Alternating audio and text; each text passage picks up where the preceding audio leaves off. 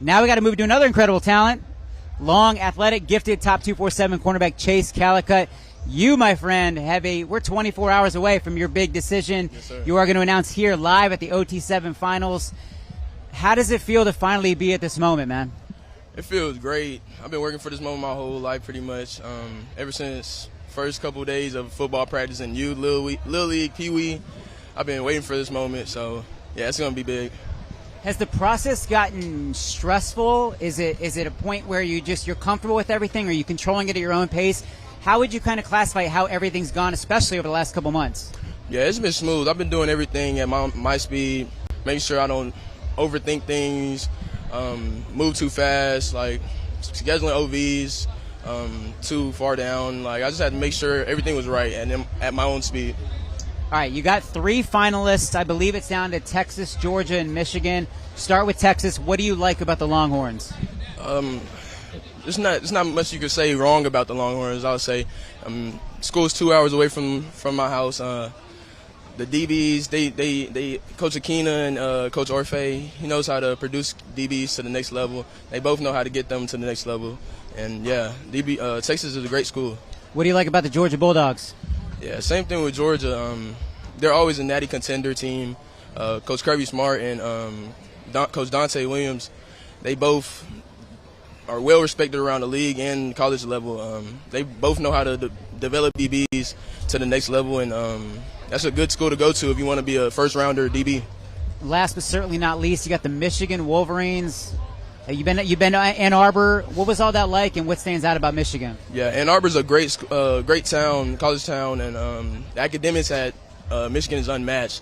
And same thing with Coach Moore and Coach Morgan. They both know how to breed top round 1 DBs. Tracy, you mentioned some safety coaches. You mentioned some corner coaches. Yeah. I think some of these schools see you in different roles. Yeah. So what do you prefer, and what are you? Or are you this versatile defender that can play, 5 or 6 spots in the secondary? Yeah, I would say I'm a solid defensive back. That's what I would say. Both schools have packages with me at safety and corner. Really, whatever gets me on the field the fastest. I feel like we keep saying this for every guy we've brought up here on the set. I remember you last year at the OT7 finals. Sir. You're kind of an Adonis of a DB. It's like, whoa, who is this dude? Right.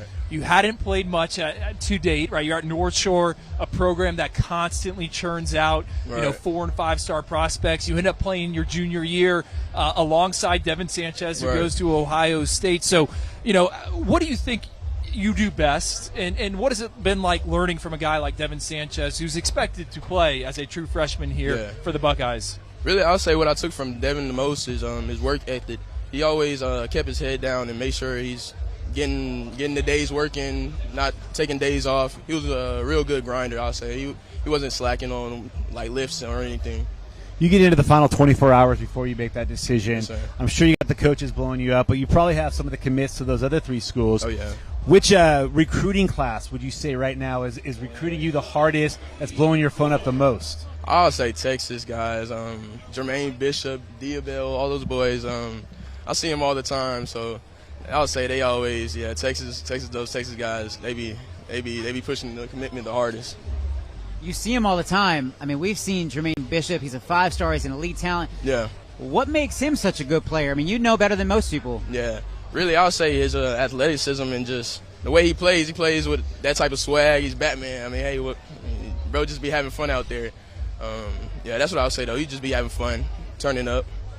Texas, Michigan, Georgia. Yeah. You brought up all of them put guys in the league. All these programs are competing for national championships. Yeah, absolutely. So what's it going to come down to? What is the deciding factor here? Is it the relationships? Yeah, I'll say that I all have great relationships with all 3 programs and coaches. I'll say it's just sitting down with my family and just making sure they feel comfortable with me going to that school, and they just see me like sitting down with my family and see if they just want me there.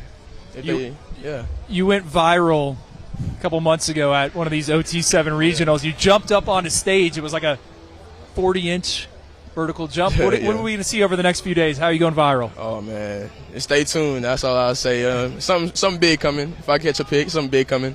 I love it, man. Top 247 cornerback safety, defensive back, do it all. Chace Calicut, 24 hours from your decision. Congrats on everything, man. Thanks for taking the time. Appreciate y'all. All right, this is going to be interesting over the next couple of days. So, yeah, it's going to be interesting. Shout out to your former teammate Devin Sanchez, by the way, for putting you on like 2 or 3 years ago. He said he's next one up. So impressive, man. Go out there and kill it, man. Thank you. Definitely appreciate y'all. All right, so this one's been back and forth. Behind the scenes, Texas has felt really, really good. The buzz as of late, all about the Georgia Bulldogs. So I'm kind of curious. Do you see, both of you, do you see a better fit between the two? I don't think you can go wrong, right? I mean, with both what both those programs are doing on the defensive side of the ball, from my understanding, and you might know better than me, Tom, I think Georgia likes him at corner. Texas wants him at safety. I can see him in both spots. I think he's a boundary player. You turn on the highlight tape, what he was able to do as an 11th grader at North Shore, physical guy, open field tackler, can roll the hips, and then he can cover some range, right? You know, he can cover some ground. And, you know, both of those defenses are so exotic, and the positional lines blur. He can't go wrong with either one. And, you know, someone's getting a good player, and it's the same thing. Like Texas, Georgia, even with the name, image, and likeness, it feels like they just draft on the defensive side of the ball. I mean, all three schools have had a run of defensive backs these last couple of draft classes. The one thing I go back to is Kirby Smart. You play anywhere on that defense, there's a good chance you're going to be playing for the Philadelphia Eagles, for one thing, but good chance you'll be playing on Sundays. Dante Williams has done a phenomenal job every stop he's been at really connecting with the players that he's recruited. So Texas does have the proximity, but do not sleep on Georgia. Dante Williams and Kirby Smart have broken a lot of hometown schools' hearts over these last couple of years. Dante when he was at USC in Oregon. Before that, Kirby since he's been at Georgia.